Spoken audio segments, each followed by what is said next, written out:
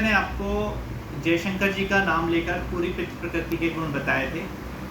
तो इस तरीके से यहाँ पर हम लोग पंकज त्रिपाठी जी का नाम ले सकते हैं।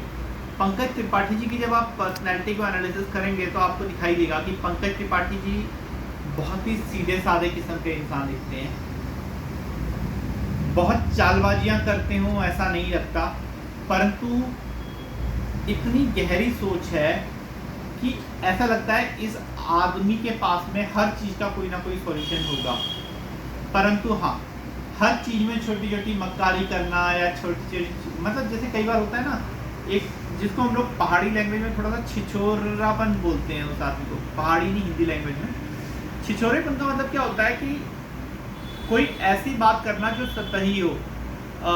जैसे अगर हम लोग 25-30 दोस्त इकट्ठे गए हैं तो वहाँ पर जाकर बोलने लग जाना कि ठीक है, यहाँ पर क्या हम लोग प्रॉपर पैसे देंगे या नहीं देंगे, कुछ लोग भाग जाते हैं। मतलब जब हम लोग सारे के सारे इकट्ठे गए हैं और हम लोग एक दोस्त हैं तो ऑब्वियसली हमारे अंदर उस लेवल की बॉन्डिंग है कि हम लोग को एक दूसरे पे यकीन है, और ये एकदम सिंपल सी बात थी। तो ये बहुत मतलब ऐसे लोग जो होते हैं ये लोग बहुत इमोशनल होते हैं। इसीलिए आपने देखा होगा जब भी आप पंकज त्रिपाठी जी का इंटरव्यू देखते हैं तो हमेशा उनके इंटरव्यू के अंदर अपनी पुरानी कहानियाँ सारी की सारी रहेंगी।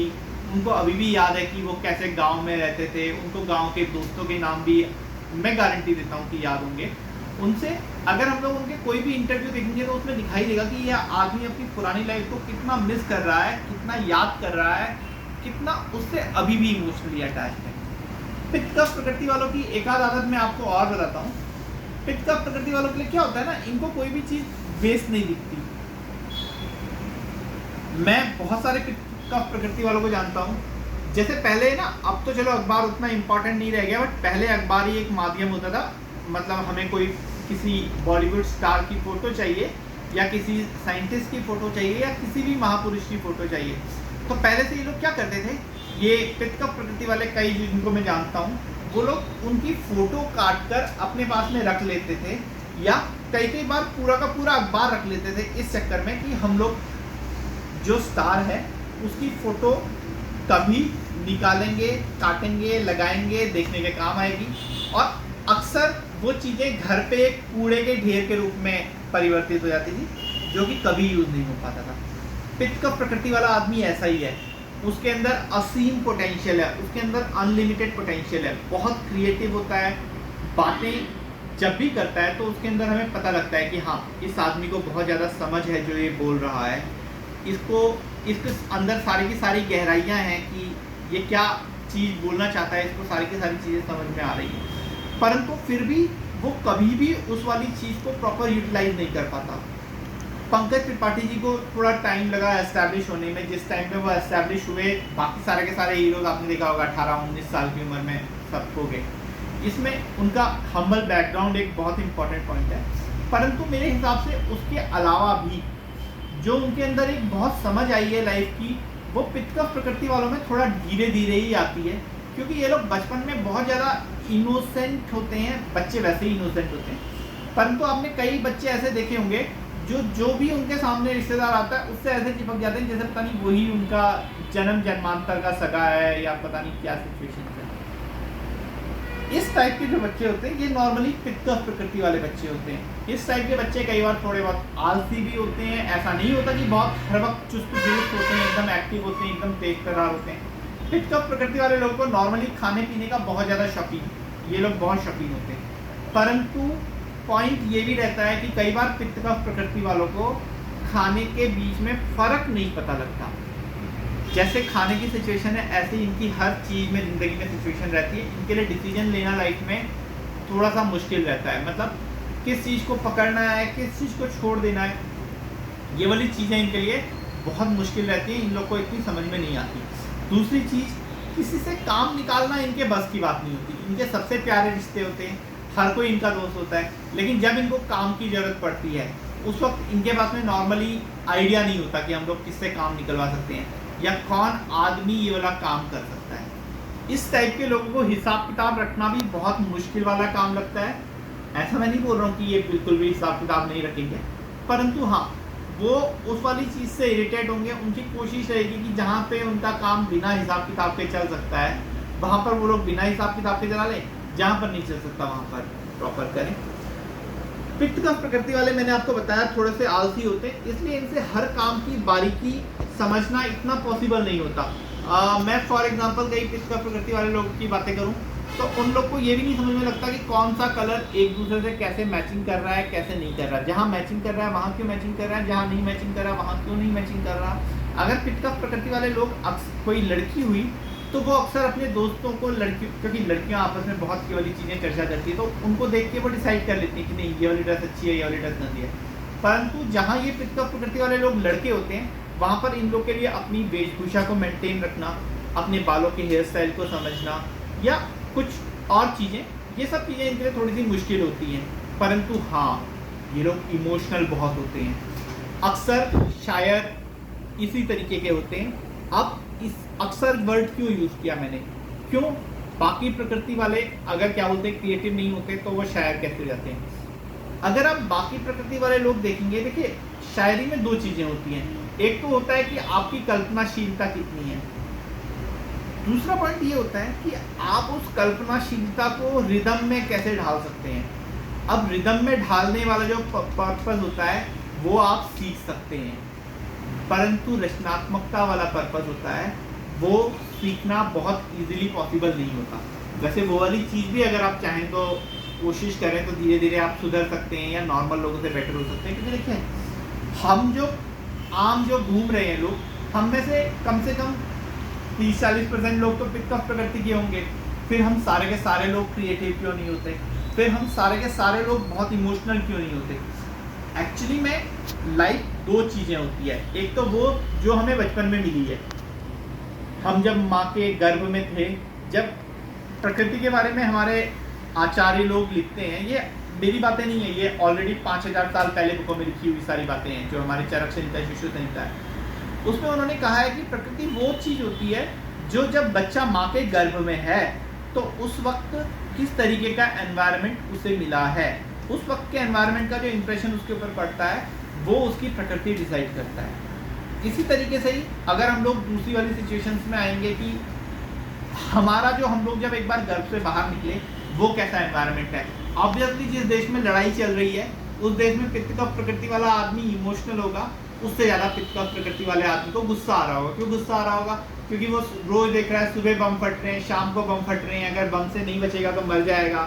और इस तरीके के स्ट्रेस में किसी आदमी के लिए इमोशनल रहना, किसी आदमी के लिए सहृदय रहना, किसी आदमी के लिए हर चीज़ से लगाव रख पाना ये पॉसिबल नहीं होता। क्योंकि जब आप कहीं पर जा रहे होते हैं, जब आप कहीं से जंग हो रही होती है तो आप ये वाली चीज़ बहुत इजीली समझते हैं कि आप किसी भी चीज़ से लगाव रखेंगे तो मारे जाएंगे, कभी भी आपको किसी भी चीज़ को छोड़ के जाना पड़ सकता है।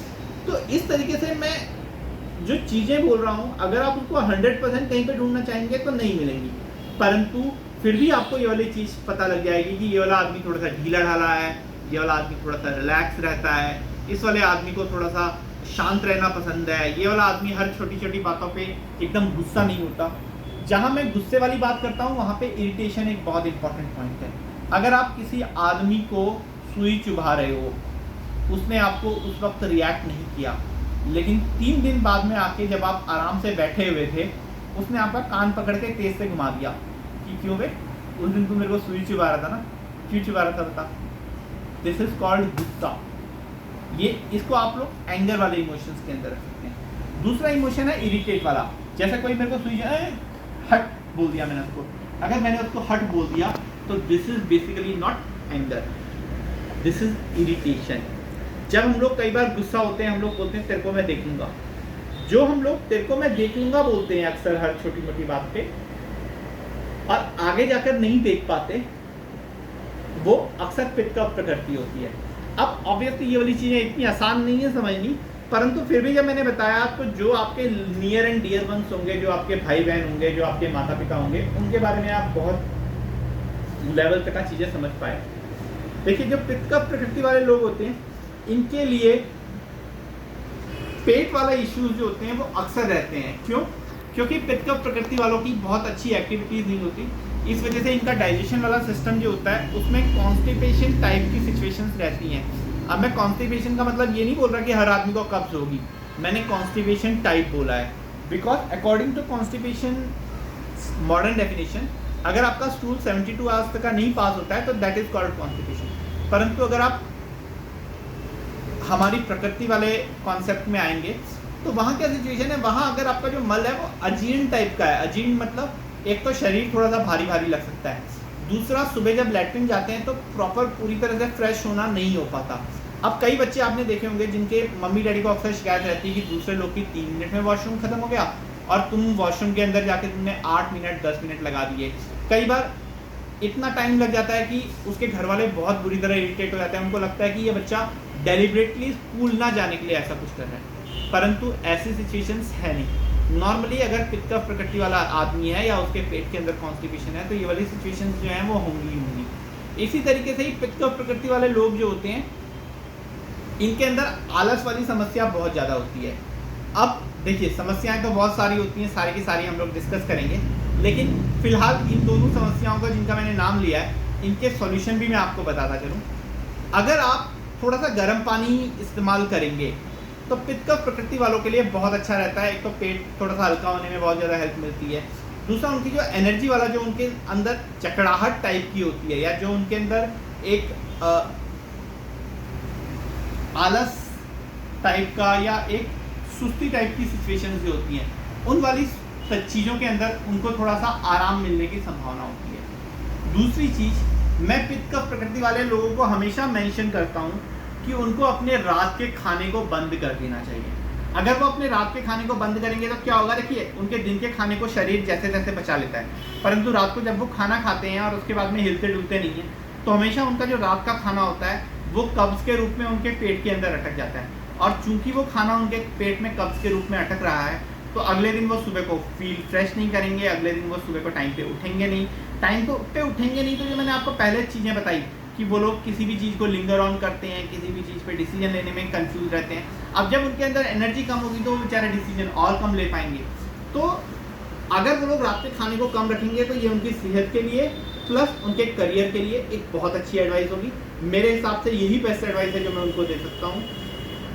आप लोगों की इन प्रकृति के बारे में कुछ और राय है या कोई और क्वेश्चन है या कोई कंफ्यूजन्स हैं आपको अपने आसपास वाले लोग के बारे में कि मैंने उसके अंदर एक लक्षण देखा दूसरा नहीं दिख रहा, क्या वो इस प्रकृति का है कि क्या नहीं है, ये सारी की सारी बातें आप मेरे पर्सनल नंबर पे या इस पे मेरे को मैसेज कर सकते हैं। मैं आपके हर क्वेश्चन का आंसर दूंगा जितना भी पॉसिबल होगा।